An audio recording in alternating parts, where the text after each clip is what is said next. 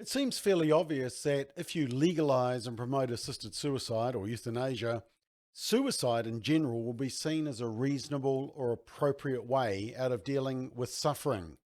But you don't discourage suicide by allowing suicide. And the latest research bears that out, and especially for women.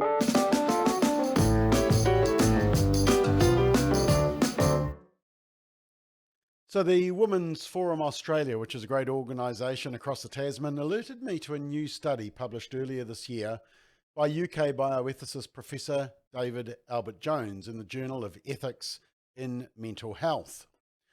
And the study revealed that it is women who have been most placed at risk of avoidable premature death by the legalisation of euthanasia and assisted suicide. Now, Professor Jones analyses suicide rates in European countries which have legalised euthanasia and assisted suicide and compares them with suicide rates in neighbouring countries. So the study is a direct response to claims made by academics that in Europe, after euthanasia and assisted suicide were legalised, non-assisted suicide rates remained constant or decreased. But this new study finds that these claims are in fact not borne out by the evidence and that the reverse may be true. And in an interview with Net, the author says, when we look at what actually happens, what we find is that the number of non-assisted suicides does not go down.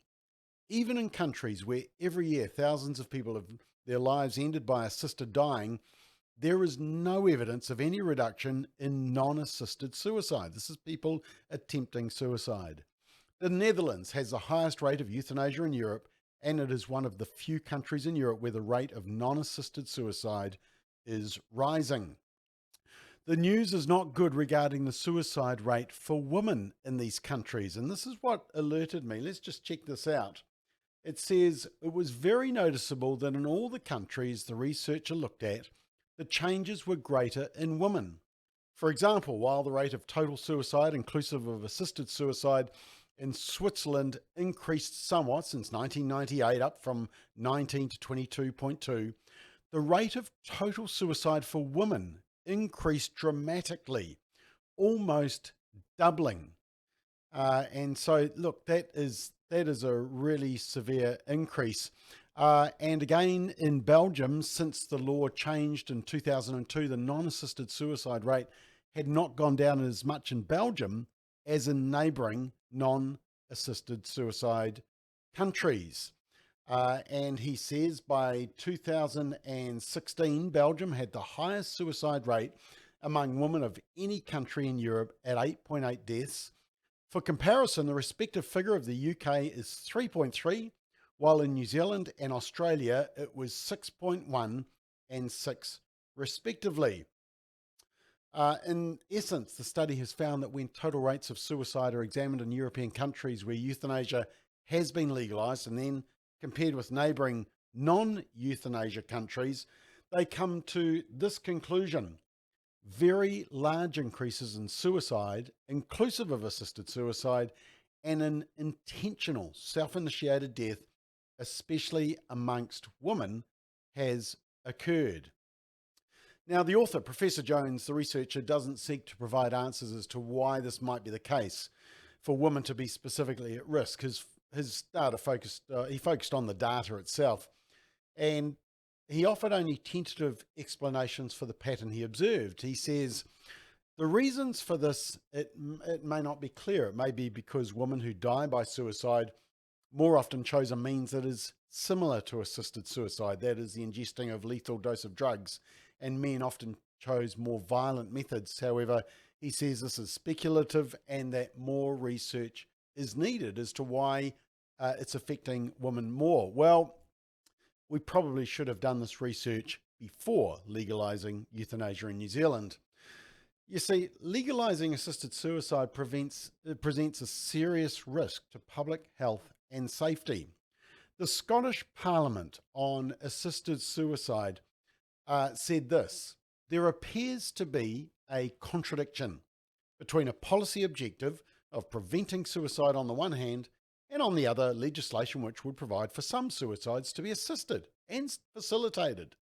This has the potential not only to undermine the general suicide prevention message by softening cultural perceptions of suicide at the perimeters, but also to communicate an offensive message to certain members of our community that society would regard it as reasonable rather than tragic if they wish to end their lives. You see, laws permitting assisted suicide send a societal message that, well, under especially difficult circumstances, some lives are judged to be not worth living, and that suicide is a reasonable or appropriate way out of dealing with suffering. But suicide is already a public health crisis. Do we want to worsen this crisis? There's a social contagion aspect to suicide, assisted or non-assisted. The World Health Organization notes the scholarly research on the imitative nature of suicide, and they say systematic reviews of these 50 studies have consistently drawn the same conclusion. Media reporting of suicide can lead to imitative suicidal behaviors, particularly subgroups in the population. For example, young people, people suffering from depression, may be especially vulnerable to engaging in imitative suicidal behaviors.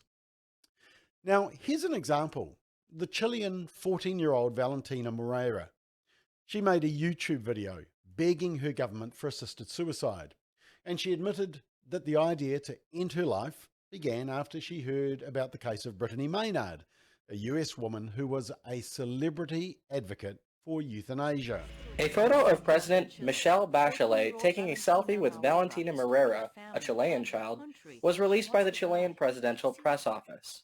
The photo shows the pair in a hospital in Santiago, where Moreira is receiving treatment for cystic fibrosis.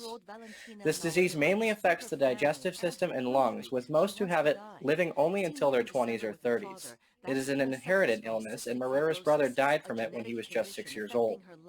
Although euthanasia is illegal in Chile, Moreira made a YouTube video unknown to her parents asking President Bachelet to allow her a lethal injection. Yeah, but this has a good outcome because she changed her mind after meeting another young Argentinian woman also suffering from the same disease, cystic fibrosis, who conveyed a message of hope and encouraged her to persevere in the face of adversity. And Valentina's father said Valentina was given hope by meeting someone who had survived beyond the age of 20 with the disease. Her father also lamented that when Valentina was asking for help to live, she was ignored, but when she asked for help to die, the world and the media turned up on her doorstep. You see, promotion of euthanasia is a message that will be heard not just by those with a terminal illness, but also by anyone tempted to think that they cannot go on any longer.